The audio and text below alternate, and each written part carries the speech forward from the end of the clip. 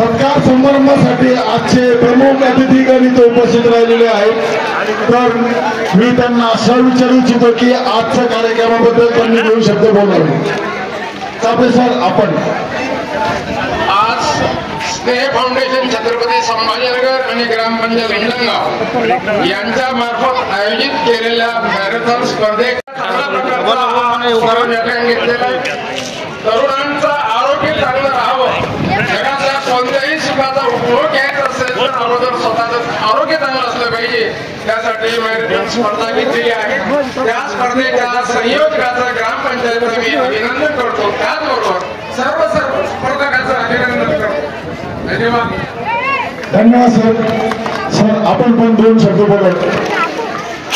आज या ठिकाणी स्नेह फाउंडेशन औरंगाबाद आणि ग्रामपंचायत मुंडणगाव यांच्या संयुक्त विद्यमानाने जी सभा आयोजित केलेली आहे मॅरेथॉन स्पर्धा, त्या स्पर्धेसाठी उपस्थित असलेल्या महाराष्ट्रातील जळगाव, धुळे, अंबरणे या आदिवासी भागातून आलेल्या सर्व मुली आणि मुलांचं मी अभिनंदन करतो आणि या ग्रामपंचायत आणि स्नेह फाउंडेशनचं देखील अभिनंदन करतो। यापुढे देखील अशाच प्रकारे मोठमोठ्या स्पर्धा आपण भरवाव्यात अशा शुभेच्छा व्यक्त करतो। धन्यवाद सर।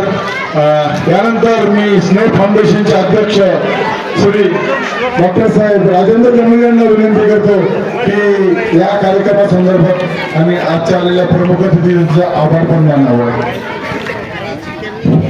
मुंडणगाव मॅरेथॉन 2025 हे 7व्या वर्षात यावर्षी आपण या ठिकाणी खूप उत्साहात साजरा केला। महाराष्ट्राच्या कानाकोपऱ्यातून या ठिकाणी विद्यार्थ्यांनी सहभाग घेतला।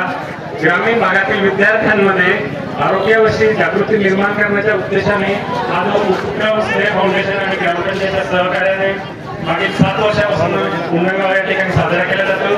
खूप चांगला रिस्पॉन्स या ठिकाणी मिळतोय। या ठिकाणी उपस्थित प्राचार्य चापे सर, भाऊसाहेबराव जाधव, सर्व मान्यवर, विविध शाळांचे मुख्याध्यापक, शिक्षक वृंद, सर्व पार्टिसिपंट्स या सर्वांचा मी मनापासून आभार व्यक्त करतो। धन्यवाद।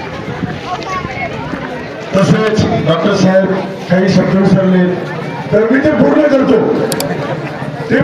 तसेच पत्रकार बंधू, मुंडणगावचे पूर्ण ग्रामस्थ आणि आज व्हॉलंटियर म्हणून ज्यांनी आज या कार्यक्रमासाठी 100% योगदान दिलेले आहे, दिवस रात्र मेहनत घेतलेली आहे, त्यांचे पण सर्वांचे मनपूर्वक अभिनंदन।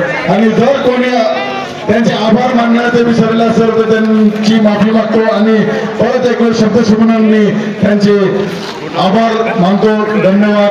भेटूया पुढच्या वर्षी 2024।